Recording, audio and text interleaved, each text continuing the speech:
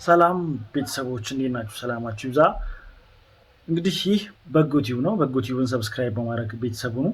አሪፍ ትምህርት ሰጪና አዝናኝ የሆኑ ሀሳቦችን፣ አስተማሪ ምክሮችን በዚህ ቻናል ታገኛላችሁ። ስለዚህ ሰብስክራይብ በማድረግ ቤተሰቡ ነው። እንግዲህ የዛሬ ቪዲዮ ስለ ስፖርት ጥቅሞች ነው የምናወራው። ስፖርት ለምንድን ነው የምትሰሩት? አንዳንድ የማያውቅ ሰው አለ። ሆን ብሎ ደግሞ ዝም ብሎ ስፖርት ልስራ ብሎ ጓደኛን ለመምሰል አካባቢን ለመምሰል ብሎ የሚሰራም አለ። እናንተ በየትኛው ናችሁ?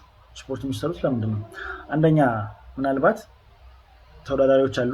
እነሱ ለምን ሰሩ አይባልም፣ ወይ ደግሞ ለምን እንደሚሰሩ ይታወቃል፣ ለውድድር ነው።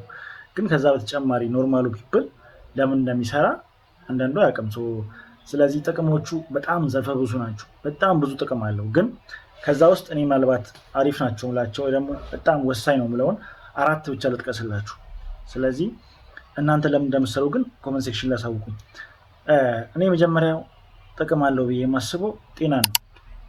ጤና በጣም ወሳኙና የመጀመሪያው ከስፖርት የሚገኝ ነገር ነው።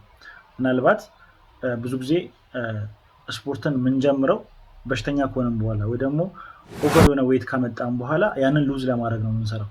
ግን ቀድሞውኑ እየሰራን አዳፕት ብናደረግ ወይ ደግሞ ሰውነታችንን ብናስለምድ ከበሽታ እንድናለን ማለት ነው። ምናልባት ተላላፊ ያልሆኑ በሽታዎችን ነው ሞር ልትሉን ትችላላችሁ።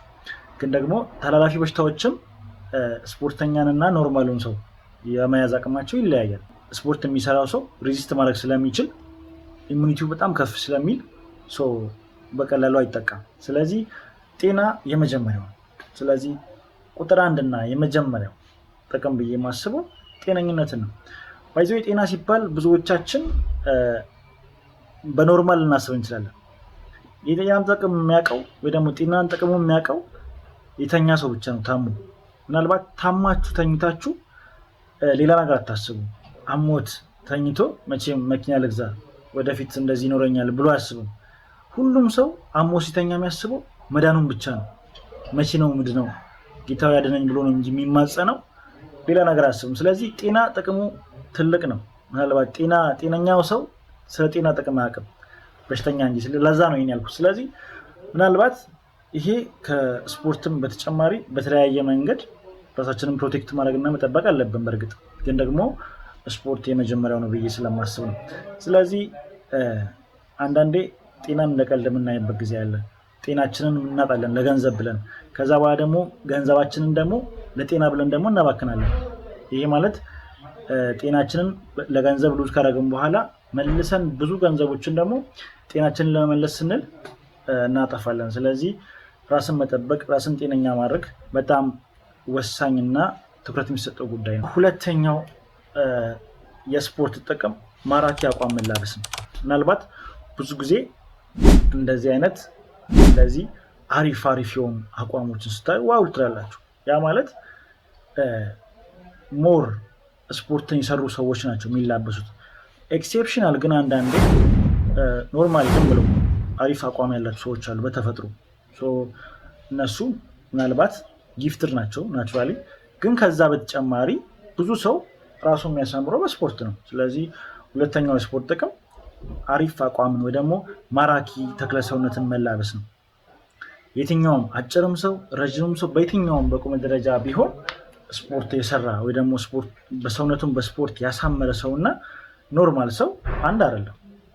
የትኛውም ቁመት ላይ ቢሆን የሆነ የሚያምር አሪፍ የሆነ ተክለሰውነት ቢውልድ የሚያደርገው ስፖርት የሰራ ሰው ነው። ስለዚህ ማራኪ ተክለሰውነት ደግሞ ላይፋችን በጣም ወሳኝ ነው ማለት ነው። ስለዚህ ሁለቱን ጠቅሼላችኋለሁ። ሶስተኛው በራስ መተማመን።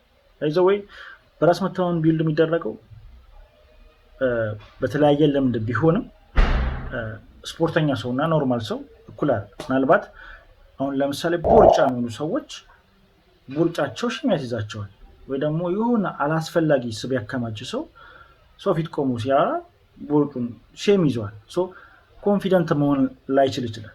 ስለዚህ በተለያየ መንገድ ራስን ቢውልድ አድርጎ መስሎም ቢውልድ አድርጎ አላስፈላጊ ስቡን ዌስት ያጠፋ ሰው የሆነበት ሊቆ የለበሰው ልብስ ስለሚያምርበት የለበሰው ልብስ ስለማያጨናነቀው ሲቆም ሲናገርም ሲያወራም ሲራመድም በኮንፊደንስ ነው የሚንቀሳቀሱ። ስለዚህ ኮንፊደንት ፉል ያደርጋል። ምናልባት ይህንን ስናገር ሌላ ኮንፊደንስ የለውም ልትሉኝ ይችላላችሁ። ኮንፊደንስ አለው ግን ሞር የሚያላብሰው ኮንፊደንሱን ፉል የሚያደርግለት ስፖርት እንቅስቃሴ የሚያደርግ ሰው ነው ብዬ ስለማስብ ነው።